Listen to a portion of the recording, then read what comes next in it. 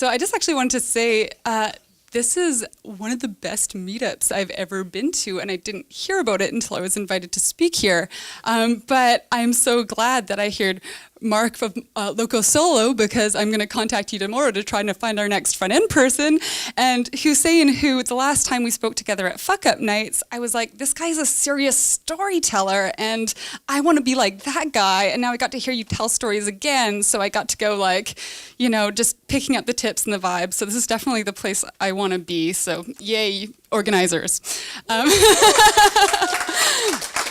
Yeah.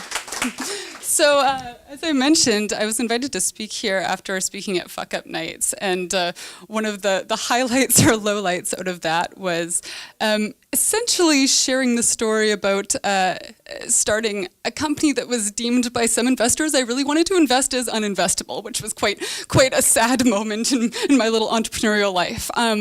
But I thought, I wanted to really challenge myself today, kind of flip that story on its head and look at that really challenging question, the art of self-valuing. That super awkward question of like, what am I worth, man? And then you have to argue it with people, like, only entrepreneurs and prostitutes do this. Like, it's awful. Like, here we are. So anyway, bad joke. But yeah, so I thought I'd just tell you my story and talk about how that impacted the next business that I'm running now, and then show a little or share a few little sort of like thought tweaks that kind of help me along the way.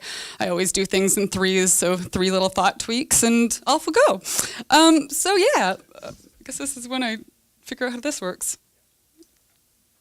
Uh-oh.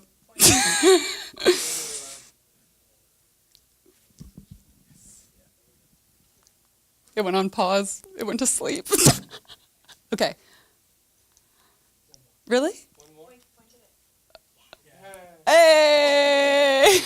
Okay, this isn't exactly what I sent in. I think there was some sort of, but that's okay. Quantifying. That will be it. And yeah, the rocket ship had nothing to do with Hussein's T-shirt, but it is a convenient parallelism here. Okay. All right. So in 2014, as was mentioned, I started a company called artsally.com with 2 co-founders. And essentially how this went, and I know we're all in different places in our entrepreneurial paths, but I decided to take the jump, and I left a very good corporate job being the speechwriter for the CEO of BC Hydro with, my velvet handcuffs, and went, off I go. And I didn't actually, I should have. I didn't have a lot of savings because, I like to live, and decided to go around with the business contacts I'd made through Ethlo Decisions to go and find partners, co-founders, whatever that would be. And I was like so stoked and through the roof when I met 2 fellows who ran a web development agency, and they said, okay, this idea of an online art marketplace sounds awesome, let's do it. And I'm the sort of person, and this is the thing, as you go through your entrepreneurial journey, you learn what sort of person you are because you're like tested to the end of your ropes every time. But I'm the sort of person that gets really, really excited about things and maybe doesn't think them through to like the 5-year plan, but like right now sounds really, really good, so let's do it. So we essentially launched an online marketplace. Had a bunch of media attention when we launched, started a bit of online art sales and, went to a subscription-based model. And then we were approached by an investor that said, okay, this is awesome, let's make this rocket ship, like the last slide. And then I realized that sort of through the process of quantifying my self-value and in terms of the vision of the overall product, it wasn't something that was externally investable, and I had that sort of verified by a number of people in the age adult community. And so I was like absolutely heartbroken because I really wanted to go big, and I hadn't actually structured the company to do so.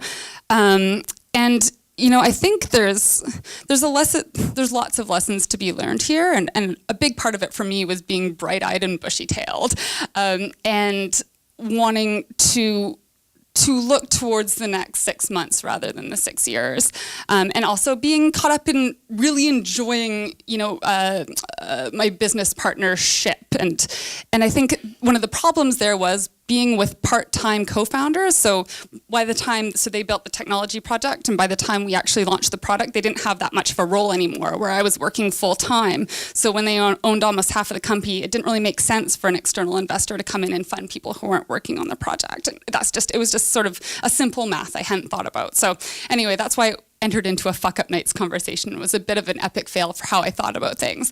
At the same time, I actually don't regret it for a minute, and I actually just feel bad because I didn't know myself well enough back then to actually be able to say, I can be responsible for my decisions, and I know what I'm doing, and I know where I want this company to go. And if I had those conversations at the beginning and with myself and the co-founders, it would have been easier. It would have been easier. But we were lucky to have the acquisition, and everything did work out. So, sometimes startups do work out, yay, even when you fuck up. So that was good. So then this is me and Scott Nelson, and this is just our smiling faces as I think we're doing like a Y Combinator pitch video or something. We didn't get in, but it doesn't matter. So we... essentially, when I went to think about the next business, there was a couple founding principles that were really important for wherever I was gonna join into this holy unison that can be deeper than marriage because it's still a contract, right? You're basically, I was looking for someone who was all in, someone who was 50-50 and who was gonna commit their energy, life force in the same velocity as me, and met that in Scott, and we shared the same values and had quite a expansive network, and were able to bring together a team to launch fairly quickly, and we self-funded in the beginning, so we had the tools to essentially go from idea to seed in a few months, which was really fortunate. And he, of course, was, I don't know if it's obvious I'm not the technical co-founder, but I'm not. But he had a background in AI and exponential technology, so it's a really powerful union. So anyway, I was thinking about where do I actually, place all this? Because really thinking about founder equity is like throwing darts at a board blind, as you said, and you're like, what am I really worth? Well, I mean, there's a few principles here that have helped me, and it's very different than the local solo approach, because I'm definitely that all in, 2 feet, mega excited, game time, burn myself out in 5 years thing. Hopefully not. So essentially with the next company, we did a sort of a 50-50 starting point, pure marriage prenup, basically. Similar to the second phase, which was our founding team phase when we recruited our key team members, we did 4-year vesting agreements, 1-year cliff, probably what any lawyer would advise you to do. And then essentially after that phase are now rolling out the stock option plan. So just, I think the sort of main point here is that the solidity of the founding team that was more than myself really allowed that flow to happen a lot smoother. Oh yeah, equity calculator. So why I put this up here is the funder that walked away during Arts Ally basically sent me this equity calculator, and I mean you can Google it. There's a bunch online, but it basically goes through a number of the core capabilities and functionalities of what you need to make a tech startup successful, and you just kind of put in the check marks and the numbers pop out, and that was kind of their proof to me that I had done wrong. Therefore, it was not wonderful. And so this is something I think is, it's not set in stone, but it's a good thing to just refer to, and it helps having conversations and then going to advisors and talking about the nuances of that. So that's a suggestion. And the last thing, this is like, this was like a fun one. Okay. So brain hack for success. So this is like the total freakish one that I've realized the degree to which you believe you will be successful is the degree to which other people will believe you're successful. It's totally nuts, but it's true. And not everyone, but some people. You only need some people, really, when you're getting off the ground. So to me, early on with Next Level U, a friend put Napoleon Hill's Think and Grow Rich in my hand. It's old school, but it's got some good nuggets of wisdom in there. And I wrote to myself my life contract, like actually my commitments, and I read it to myself every morning. And it made me super, super clear on how Next Level U was aligned with my purpose and what I was going to spend every day doing. And it really cut out the bullshit, because if anyone said you can't do it, it's like, no, I just read, this is my contract. It's kind of what I'm already doing, sorry, you know? So it just, it was actually really important brain hacking for me. So I'm sure I'm over 5 minutes now. All that to say, I mean, people are so important, and treating people well is so important. And I feel like the process of building a startup is a process of getting to know yourself and your limits further and deeper and further and deeper. And yeah, any questions? Thanks.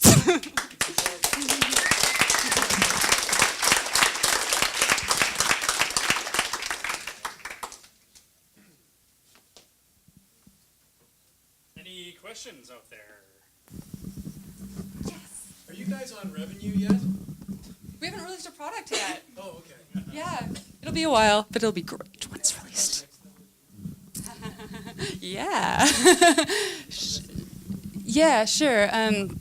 So I guess I'll maybe start with the original starting point for this for me was that in my life, I've had some like serious health challenges, which the establishment did not help me kind of come to any helpful next steps with.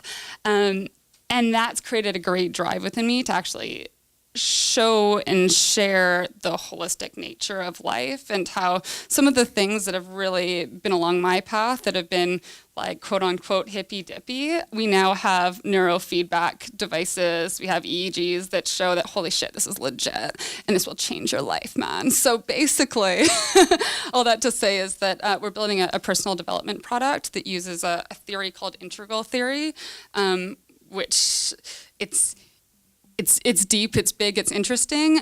Look it up if you're interested. But takes a quadrant approach to life decisions, looking at different areas of your life, and also looks at human development in different stages that language patterns and sort of emotional intelligence levels are all attached to, and you can actually hack them. So that's that. And then there's the team aspect, which, you know, essentially when people are performing at their best, they're also more productive. So there's lots of tie-ins there. Yeah. Any other questions? How do you feel like you've got that philosophy and you want to operate optimally? How do you feel like just the regular day-to-day social at the Vancouver, drinking beers, you know, being maybe a little bit hungover the next day? How does that reconcile with your philosophy and as a startup founder with your personal journey? That is such an awesome question. I want to get a beer with you to talk about it, but no. Yeah, I mean, I've spent a lot of my life playing a game, right? So I think actually being part of a startup is a bit, everything's a little strategic. You can see all the cards in play, and sometimes, you know, that adrenaline-fueled culture with the booze and the late nights and whatever, it kind of feeds into that. I personally have taken a big step back from that. I moved to Whistler to be a ski bum and kind of do this and kind of live life differently. So my path is personally changing, but I still like love this lifestyle. And I'm, you know, don't know what to say. It's a journey. Sometimes we're ready to like go in deep and become the monkish, you know, fully absorbed, self-aware person. I think it's hard to be productive in that state, and I still want to hold on to that impact, which requires a lot of sort of push and adrenaline to do that. So, yeah.